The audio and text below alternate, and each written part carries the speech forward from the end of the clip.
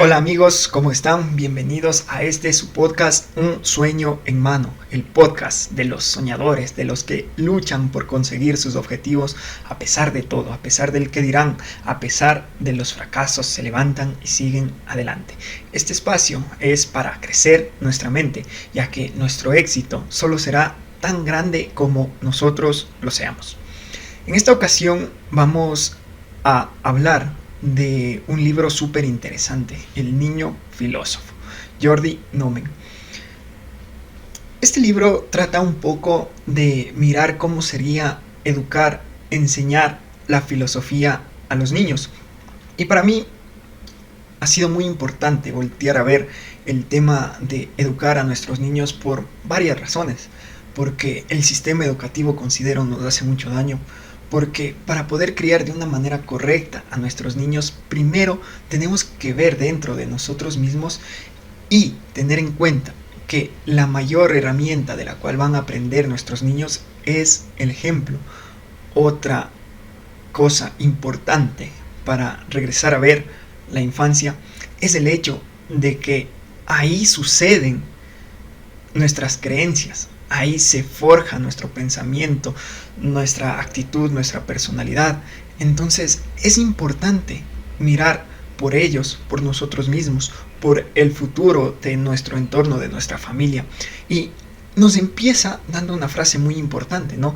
La verdadera patria del hombre es la infancia. Rainer Maria Rilke. Y sí, reiterando esto, el hecho de que en nuestra infancia nos forjamos como personas y aprendemos la mayor parte de lo que nos hace ser nosotros mismos.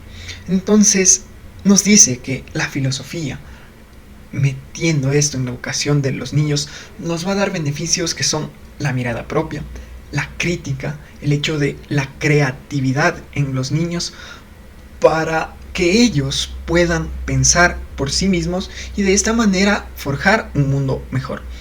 La filosofía, nos dice, debe estar en un punto medio entre el universalismo, el hecho de seguir reglas y que todo está bajo un estatus, y por el otro lado estaría el relativismo, ¿no? Que todo es relativo y tenemos que ver qué pasa y puede ser y tiene que fluir, ¿no? Entonces en el medio está el pluralismo, de que tenemos que cuestionar las cosas, pero no todo es relativo, sino que más bien hay que llegar a ese punto medio. Nos dice, hay que iluminar este edificio llamado conocimiento con tantas ventanas como sea posible. Entonces, un poquito los objetivos de la filosofía en los niños sería darles tantos conocimientos para que tengan opciones de dónde decidir, de cómo tomar acción, de cómo pensar, de en qué creer. Nos habla de que los niños y nosotros como seres humanos nacemos con dos cualidades que son filosóficas y que con el tiempo las vamos perdiendo y no debería ser así: la curiosidad y la admiración. Entonces estas cualidades hay que exprimirlas, hay que sacarles todo el potencial y mantenerlas, ¿no? Porque en realidad cuando sentimos curiosidad, ojo, hay muchos tipos de curiosidad, pero la curiosidad buena, aquella curiosidad en la cual me hace crecer, me hace buscar respuestas, me hace querer saber temas que me ayuden a mi desarrollo, la curiosidad que los expertos llaman curiosidad epistémica, esa es la que tenemos que nutrir. Y comprender, nos dice, nos va a brindar a nosotros y a los niños bienestar emocional. Hablamos de la salud psicológica y cómo repercute hoy en nuestras vidas.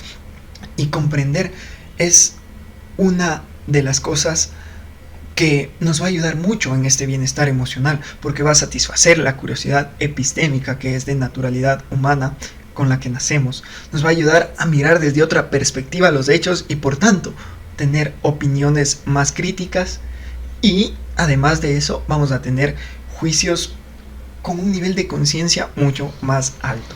Nos habla de que, si bien hablamos de filosofía, en realidad las herramientas para inculcar la filosofía en los niños no deben ser otras que, por ejemplo, los cuentos, porque los cuentos son aprendizajes activos donde se estimula la imaginación del niño. Entonces, filosofar, pero con las herramientas acorde a los niños. Filosofar con cuentos nos da la primera herramienta. Pero ¿para qué sirve la filosofía en los niños? Nos cita muchas frases interesantes, así que voy a estar citando algunas de ellas. Educad a los niños y no será necesario castigar a los hombres. Pitágoras. Entonces, la filosofía, al ayudarnos a tener crítica, creatividad, ética, nos va a hacer que tengamos un carácter, una personalidad saludable para la sociedad. Y nos complementa las herramientas, el cuento, el juego, la observación, todo lo que hacen normalmente los niños, pero con conexión, el hecho de aumentar a estas herramientas con las que los niños se nutren cada día, le aumentamos la reflexión posterior. Nos habla de que sería interesante fijarnos mucho en el diálogo entre iguales que tienen los niños, ¿no? Porque aquí pueden percibir mucho opiniones contrarias, pueden mirar perspectivas diferentes. Entonces aquí es el momento adecuado para aceptar errores que ellos pueden estar cometiendo y también aceptar la opinión contraria. Nos habla de una historia, ¿no? Del el elefante, de cómo perciben un número en concreto de ciegos lo que es el elefante, ¿no? El uno se acerca, digamos, a la parte de su estómago y dice, no, el elefante, al tocar, ¿no? Como son ciegos, al tocar dice el elefante se parece mucho a un muro. Otro cieguito va por la parte trasera y toca su cola, ¿no? Y dice, no, el elefante se parece a una soga de la cual me puedo colgar.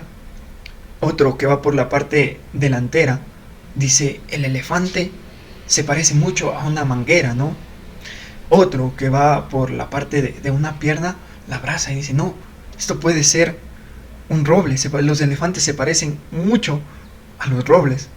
Entonces, si es que nosotros interpretamos esa historia a la vida real, es lo que pasa, ¿no? Cada quien tiene su perspectiva y ninguna está equivocada, sino que más bien es limitada por el campo de visión y en este caso de tacto que puede tener los ciegos hacia el elefante. Pero elevar la conciencia no significa decir, no, el elefante no se parece a un roble, se parece a una soga, no se parece a una manguera, sino darnos cuenta que desde la perspectiva de cada quien tienen una razón por la que creen en aquello que están defendiendo, ¿no? Y esto es lo que nos va a permitir la filosofía, respetarnos mutuamente y respetar las opiniones ajenas. Los recursos, más recursos, ahora sí nos habla de la lectura, pero no simplemente dejar o incluso obligar al niño a que lea, sino primero encontrar una lectura que en realidad lo llene, algo que satisfaga su curiosidad. Y ahora sí, acompañarlo, hacerlo en voz alta, hacerlo de manera gesticulada, hacer una lectura conjunta, con participación activa. Si estamos leyendo un cuento, por ejemplo, entonces le preguntamos, ¿qué crees que pasará? Desatamos su imaginación. ¿Tú qué harías en esa circunstancia? Eso sería una lectura correcta para que podamos ayudar a nuestros niños. El juego. El juego es una herramienta muy potente que ni siquiera somos conscientes de lo bien que hace a los niños, porque mediante el juego es como ellos van descubriendo un mundo que para ellos es completamente nuevo. Entonces hay que dar libertad, olvidarnos un poco de las reglas que tenemos en la sociedad, de las reglas, de los miedos, de los paradigmas, y dejar que ellos trabajen con sus reglas distintas. Otra frase interesante: los juegos de los niños no son juegos, deben considerarse como sus actos más serios. Montaigne. Lo que podemos ayudar después de los juegos como adultos para aquí inculcar el conocimiento es la reflexión. Ahí sí podemos interactuar, pero no cambiemos sus reglas, no frenemos su imaginación, dejemos que jueguen y al final nosotros demos una reflexión, si así queremos. Ahí es la oportunidad de aprendizaje. Las artes, nos habla, es un lenguaje distinto y deberíamos revivirlas. Ojo a esta frase: los niños tienen 100 lenguajes y la escuela les escatima 99. Así que podemos entrar mucho en el campo de las artes para desarrollar la mente del niño, y hacia allá va el siguiente punto, que es la inteligencia filosófica. El sistema nos ha hecho creer que solo cierto grupo y ciertas capacidades, hemos hablado mucho de esto, hacen inteligente a una persona, pero por lo menos existen 7 tipos de inteligencia. 1, la lingüística. 2, la lógica matemática. 3, la musical. 4, cinética espacial. 5, la interpersonal. 6, intrapersonal. La 7, naturalista. Entonces, los niños y las personas en general somos un mundo entero por descubrir, y es un error tratar de enmarcar lo que es la inteligencia, lo que son las capacidades, y más bien hay que buscar en qué sí nos sentimos bien, dónde están nuestras capacidades, dónde está lo que nos gusta, lo que nos apasiona, y de ahí partir para desarrollarnos como seres humanos, vivir de forma reflexiva. Nos habla del diálogo, y aquí empieza un poco a recordar lo que hacía Sócrates, ¿no? El diálogo socrático. Otra frase aquí: aprender sin reflexionar es malgastar la energía. Simplemente embutirles el conocimiento, que muchas veces es lo que hacemos en las aulas de clase, es malgastar la energía de los niños, como decía un experto, ¿no? Vivimos en una educación bulímica, donde les metemos el conocimiento, lo vomitan en los exámenes y se acabó. Entonces, para realmente aprender, hay que reflexionar. Estos cuentos, estos juegos, este arte, hay que hacerlo como un diálogo, donde podamos poner atención a lo que estamos haciendo, y ahí sí nos deje un conocimiento. Nos habla también de que no hay que llevarlo al debate, porque deja de lado opiniones que, como vimos anteriormente, tienen una razón de ser. Entonces el debate no, sino el diálogo, donde comprendemos cada uno de los puntos de vista y podemos llegar a conclusiones. Un pensamiento cuidadoso mediante la filosofía. Hay un término que igual lo hemos hablado ya en este podcast: la compasión. Es una empatía que va mucho más allá de simplemente comprender lo que siente el otro. Es un amor infinito por la naturaleza, por la vida, por el universo, por lo que piensa el otro. Pensar el hecho de cómo crees que se siente, qué harías, cómo ayudar, antes de predisponer una acción. Otra frase que vamos a citar: persona luchadora y rebelde que reflexiona para saber qué debe escoger, pero se apasiona por cambiar lo que considera injusto y se presta a equivocarse para aprender a acertar. Ese sería un niño filósofo, según lo que nos menciona en este libro el autor. La filosofía, entonces, es la capacidad de valorar. Una última herramienta que nos da es la metáfora, muy parecida al cuento, que cuando nosotros queramos entonces impregnar algo en la mente, en el conocimiento de nuestros niños, usemos estas herramientas. La filosofía es el antídoto contra la prisa del mundo, nos dice el autor. A mí me parece que el que escribió este libro es una persona muy apasionada por este arte. La verdad, lo que me enseña, lo que me ha enseñado a partir de la lectura de este libro es súper interesante. Abre la mente, ¿no?, a cómo ver desde este punto de vista, desde la filosofía, la crianza de nuestros hijos. Pero la verdad que después como que le veo un poquito más serio de lo que, más complicado de lo que es la crianza de nuestros niños, ¿no?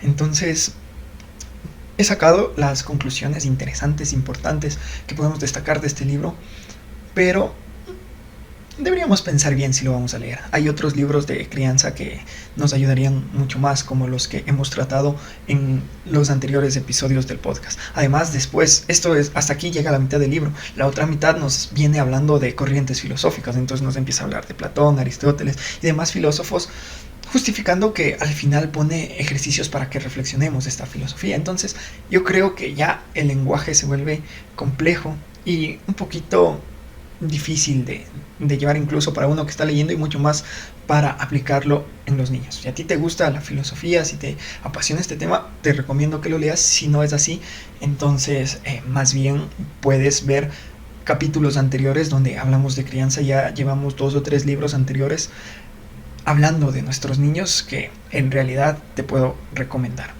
Eso ha sido todo por el episodio de hoy. Sígueme en redes sociales, en Instagram, en TikTok como Ramsey_C. Espero que te haya aportado mucho valor. Estoy abierto a cualquier sugerencia y un abrazo. Gracias.